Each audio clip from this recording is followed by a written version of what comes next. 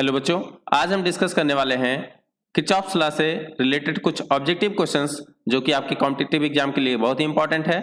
तो शुरू करते हैं। पहला क्वेश्चन है, Kirchhoff's current law states that net current flow at the junction is positive, algebraic sum of the currents meeting at the junction is zero, no current can leave the junction without some current entering it, total sum of current meeting at the junction is zero. तो बच्चों KCL यानी Kirchhoff current law में ये state किया गया है। मान लेते हैं, देखिए हमारे पास एक एग्जांपल के लिए ये मैं नेटवर्क ले रहा हूं, ठीक है। यहाँ पे देखिए इस जंक्शन की बात करें तो यहाँ पे चार ब्रांचें आपस में आके मिल रही हैं बच्चों। अब यहाँ पे मान लेते हैं कि यहाँ की करंट I1 है, यहाँ की करंट I2 है, यहाँ की करंट I3 है, यहाँ की करंट I4 है और वो किसी भी डायरेक्शन में हो सकती हैं। तो केसीएल यानी किरचॉफ करंट लॉ में ये बताया गया कि इनका सम यहाँ पे किया जाए तो टोटल जीरो होगा। लेकिन सम के साथ एक और चीज बताई गई थी बच्चों कि मींस ये देखिए नोड की तरफ जा रहा है, ये भी नोड की तरफ जा रही करंट और ये नोड से दूर जा रही है और ये नोड की तरफ जा रही है। यानी नोड की तरफ आने वाली करंट का सम हम लोग करते थे I1 plus I2 plus I4 और वो इक्वल होता था नोड से दूर जाने वाली करंट के यानी I3 के। अब इक्वल टू जीरो करने के लिए हम लोग कैसे कर सकते हैं, I1 plus I2 plus I4 minus I3 equal to zero.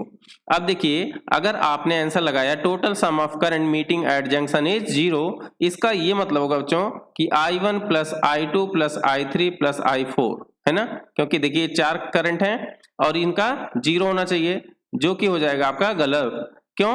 क्योंकि आपका आंसर जो सही होगा वो होगा algebraic sum of the current meeting at the junction is zero. अब इस अलजेब्रिक का क्या मतलब है, अलजेब्रिक का मतलब है बच्चों कि जहां पे अलजेब्रा फॉलो हो, है ना। यानी प्लस और माइनस के साथ हमें करंट्स को लिखना है। एक आप करंट कोई भी पॉजिटिव मान लीजिए और एक करंट निगेटिव। पॉजिटिव मान लेते हैं कि करंट जो नोड की तरफ जा रहा है उसको पॉजिटिव मानते हैं, तो नोड से दूर जाने वाली करंट को नेगेटिव मानेंगे, या आपकी मर्जी ये है कि नोड से दूर जाने वाली करंट को पॉजिटिव मान रहे हैं तो नोड की तरफ आने वाली करंट को हम लोग नेगेटिव मान सकते हैं। कोई भी आप मान सकते हैं, एक को पॉजिटिव एक को नेगेटिव मान के सम करेंगे तो उसका जीरो होना चाहिए। और उसको स्टेटमेंट में बात करें तो उसको कहा जाता है कि algebraic sum of current meeting at the junction is zero होना चाहिए, ठीक है। अगला क्वेश्चन है, according to Kirchhoff's voltage law the algebraic sum of all IR drop and EMFs in any closed loop of a network is always। बच्चों देखिए एक example के लिए मैंने एक सर्किट लिया, ये है ना, यहाँ पे एक रेजिस्टेंस लिया। अब कह रहा है कि टोटल IR ड्रॉप, IR का मतलब हो गया कि रेजिस्टेंस के अंदर जो वोल्टेज ड्रॉप होगा, और EMF का मतलब हो गया बैटरी का voltage in any close loop of network is always, किसमें, KVL के अकॉर्डिंग। अब KVL यानी किरचॉफ वोल्टेज लॉ में क्या कहा गया था कि किसी क्लोज लूप में बच्चों, है ना, किसी क्लोज लूप में, ये देखिए क्लोज है, एक पॉइंट से आप जैसे चले और दूसरे पॉइंट से घूम के फिर वहीं पे पहुंच गए तो हम कहेंगे क्लोज लूप है। तो जब यहाँ पे सम ऑफ वोल्टेज करते हैं, है ना, और कैसा सम, वही algebraic sum, algebraic sum of all the voltage in a close loop is zero, ठीक है। तो रेजिस्टेंस के क्रॉस वोल्टेज हम लोग कैसे पता करेंगे, प्लस माइनस ऐसे वोल्टेज बना लेंगे, है ना, और यहाँ पे लिख देंगे माइनस IR, और यहाँ पे देखिए ये माइनस होगा ये प्लस होगा, तो हम लोग बाद वाला साइन लेते हैं, ऐसे कैसे घूम रहे हैं तो बाद में हमें पॉजिटिव मिलेगा, minus IR plus V equal to हो जाएगा जीरो। तो बच्चों देखिए इसको इक्वल टू जीरो किया गया, तो वही पूछ रहा है कि sum of all the voltage in resistance and sum of voltage in EMFs, ठीक है। IR ड्रॉप एंड EMF किसी क्लोज लूप में टोटल कितना होता है, वो होता है जीरो, ठीक है। अगला क्वेश्चन है, find the value of R if the power in the circuit is 1000 वाट। देखिए बच्चों इस R की वैल्यू बतानी हमें, और यहाँ पे पावर इस सर्किट में दिया गया है 1000 वाट। तो देखिए पावर का फॉर्मूला हमने पढ़ा था, P इक्वल टू होता है VI I स्क्वायर R और V स्क्वायर बाई R। अब देखिए यहाँ पे बैटरी का वोल्टेज गिवन है 100 वोल्ट, तो इसका मतलब यहाँ से जो करंट निकलने वाली है उसकी वैल्यू यहाँ से हम पता कर सकते हैं। पावर दिया देखिए 1000, वोल्टेज दिया है 100 इंटू I की वैल्यू यहाँ से देखिए कितनी आ जाएगी, 2 जीरो कट जाएगा तो I की वैल्यू आ गई 10 एम्पियर, यानी इस सर्किट में बच्चों करंट जो फ्लो करेगी वो 10 एम्पियर। अब आपको बताना है कि यहाँ पे वोल्टेज कितना ड्रॉप होगा। अब देखिए 2 ओम के क्रॉस कितना वोल्टेज हो जाएगा, यहाँ पे आई की वैल्यू कितनी आ गई, 10 आ गई। वोल्टेज ड्रॉप इन रेजिस्टेंस कितना होता है, आई इंटू आर, यानी 10 इंटू 2 यानी 20 वोल्ट यहाँ पे ड्रॉप हो जाएगा। और यहाँ पे कितना बचेगा, देखिए 100 वोल्ट की बैटरी थी, 20 वोल्ट यहाँ ड्रॉप हुआ, इसका मतलब 80 वोल्ट यहाँ ड्रॉप होना चाहिए। अब 80 वोल्ट ड्रॉप होने के लिए V equals to I R लगा देंगे इस रेजिस्टेंस में। जब हम लोग है ना इस रेजिस्टेंस में V equals to I R लगाएंगे तो हम कहेंगे 80 वोल्ट है और करंट कितनी है, करंट जा रही है 10 एम्पियर, तो इसका रेजिस्टेंस कितना होना चाहिए, तो R की वैल्यू बच्चों आ गई यहाँ से 80/10 यानी 8 ओम। तो इसका आंसर हो जाएगा C 8 ओम। अगला क्वेश्चन है find the current in the 4 ohm resistor. अब देखिए सर्किट पे यहाँ पे 4 ओम रेजिस्टेंस कहाँ पे लगा हुआ है, यहाँ पे लगा है। एक बैटरी ऐसे लगी, एक 3 ओम का रेजिस्टेंस है और एक ये प्लेन वायर से जुड़ा है। इस 4 ओम में रेजिस्टेंस बताना है। अब देखिए करंट कहाँ से निकलती है, बैटरी के पॉजिटिव से ऐसे निकली बच्चों, करंट ऐसे आई यहाँ तक। अब इसको देखिए 2 रास्ते दिख रहे हैं, यहाँ के बाद या तो ये इधर से जाए या तो इधर से जाए या थोड़ा थोड़ा दोनों से जाए। लेकिन जब इसको ये रास्ता मिलेगा यानी शॉर्ट सर्किट है, ये देखिए इसमें कोई रेजिस्टेंस नहीं है, तो ये रेजिस्टेंस से कोई करंट नहीं जाएगी, ठीक है। और दूसरी भाषा में कहें तो हम कहेंगे कि ये हमारा जो रेजिस्टेंस है बच्चों ये शॉर्ट है, क्योंकि देखिए कोई भी रेजिस्टेंस हो, मान लेते हैं कि ऐसा रेजिस्टेंस है, अब इसका 2 टर्मिनल जो अगर आप ऐसे जोड़ देते हैं तो इसको कहते हैं कि ये शॉर्ट हो गया, ठीक है। देखिए हमने प्लेन वायर से दोनों टर्मिनल को जोड़ दिया तो इसको कहेंगे शॉर्ट हो गया। शॉर्ट होने का मतलब ये रेजिस्टेंस बेकार हो गया, इससे कोई करंट नहीं फ्लो करेगी। तो वही हाल यहाँ पे भी है, देखिए इस 4 ओम के अक्रॉस एक प्लेन वायर से ऐसे जोड़ दिया गया, इसका मतलब 4 ओम का रेजिस्टेंस जो हो गया है ये हो गया है बेकार, यानी ये शॉर्ट हो गया, तो इससे कोई करंट नहीं फ्लो करेगी, सारी की सारी करंट इससे फ्लो करके ऐसे चली जाएगी, ठीक है। तो करंट इन 4 ओम कितना हो जाएगा बच्चों, 0, ठीक है। तो 0 एम्पियर करंट फ्लो करेगी 4 ओम में। अगला क्वेश्चन है nodal analysis is generally used to determine. Nodal analysis से हम लोग क्या चीज डिटरमाइन करते हैं बच्चों, वोल्टेज, करंट, रेजिस्टेंस या पावर। तो हम लोग क्या करते हैं, नोडल एनालिसिस जब सर्किट में लगाते हैं तो वहां से पता करते हैं कि वोल्टेज कितना होगा, ठीक है।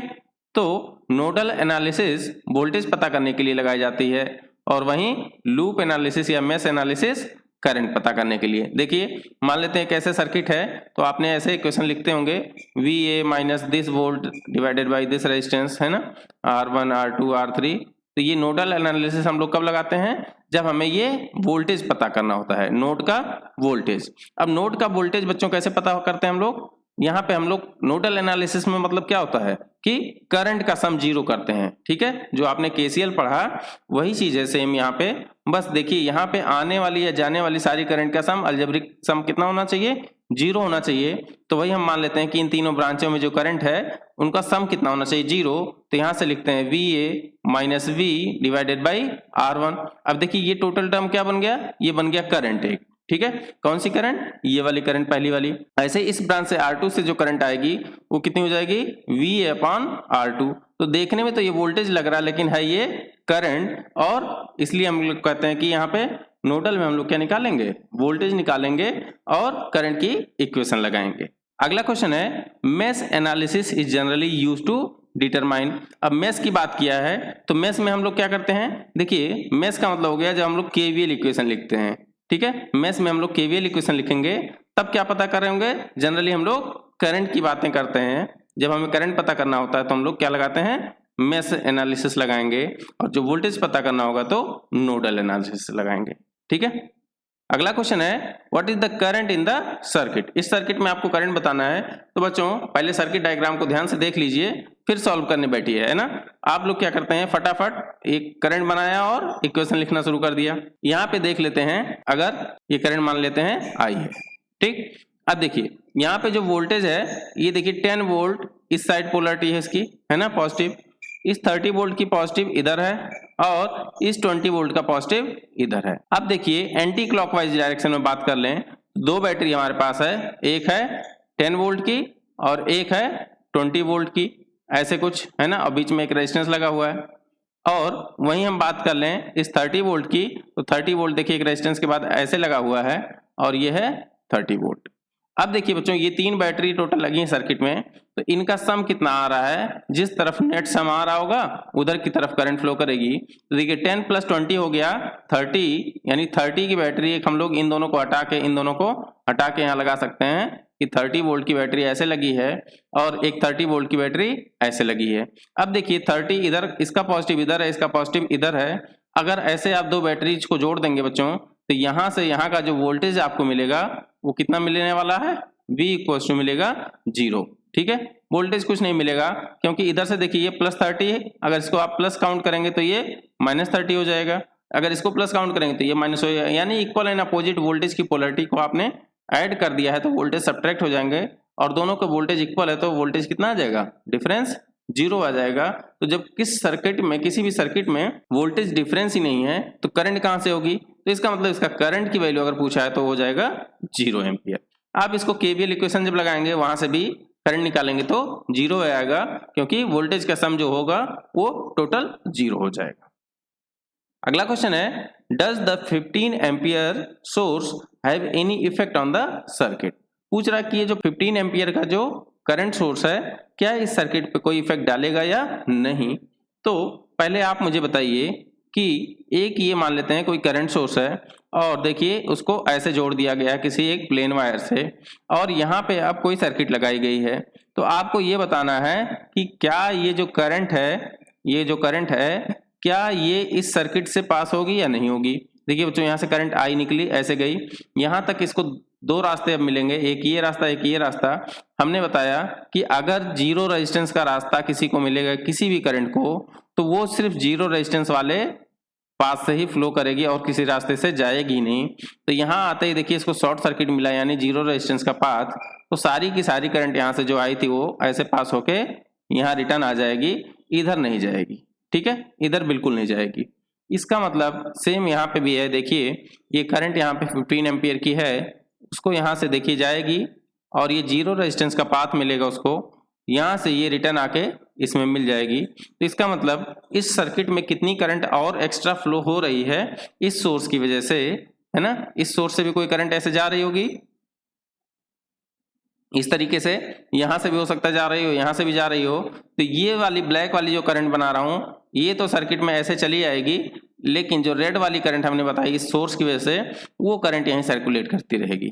ठीक है, तो ये 15 एम्पियर का आपके सर्किट पे कोई इफेक्ट नहीं डालेगा। ठीक है, तो इसका आंसर हो जाएगा बच्चों नो। अगला क्वेश्चन है, केवीएल इज एसोसिएटेड विद, अभी बताया था मैंने, KVL is associated with mesh analysis, nodal analysis, both mesh and nodal, neither mesh or nodal.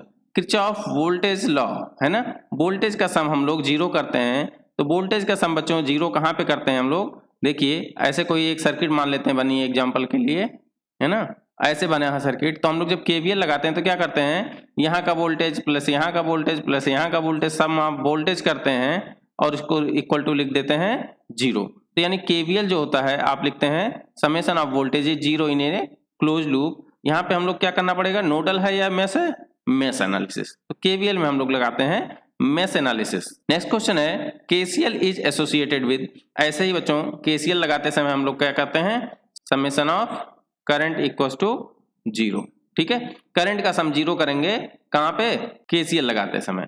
ठीक है, केसीएल में क्या करेंगे, नोडल एनालिसिस करेंगे और करंट का सम 0 कर देंगे, क्योंकि नोडल इक्वेशन जब हम लोग लिखते हैं तो क्या करते हैं, नोड का वोल्टेज डिवाइडेड बाय उस ब्रांच का इंपीडेंस या रेजिस्टेंस लिख देते हैं, तो वहां की करंट आ जाती है, अभी ऊपर मैंने बताया था। तो यहाँ पे हम क्या कहेंगे कि केसीएल जो होता है वो नोडल एनालिसिस से एसोसिएटेड होता है। तो बच्चों ये वीडियो आपको कैसी लगी कमेंट सेक्शन में जरूर लिखें। चैनल को लाइक और सब्सक्राइब नहीं किया है तो अभी कर लें। मिलते हैं अगली वीडियो में कुछ और क्वेश्चन के साथ। Thank you so much.